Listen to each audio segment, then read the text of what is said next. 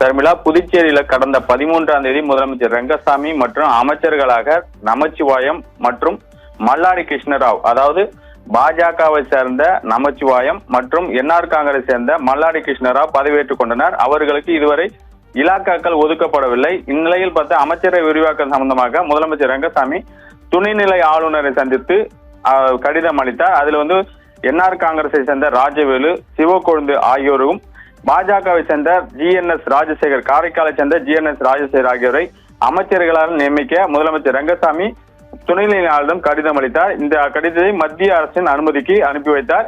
இதற்கு ஜனாதிபதி அனுமதி அளித்திருப்பதாக மத்திய உள்துறை அமைச்சகம் தெரிவித்திருக்கிறது. இது மட்டுமல்லாமல் வருகின்ற 11ஆம் தேதி வியாழக்கிழமை பதவியேற்பு விழா நடைபெறுவதாக தகவல் வெளியாகி இருக்கிறது. அன்றைய தினம் அமைச்சரவை விரிவாக்கம் நடைபெறும். அதனைத் தொடர்ந்து இலாக்காக்கள் ஒதுக்கப்படும் என்று எதிர்பார்க்கப்படுகிறது. அதனைத் தொடர்ந்து சபாநாயகர் தேர்தல் நடைபெறுவதாகவும் தகவல் வெளியாகி இருக்கிறது. சர்மிளா.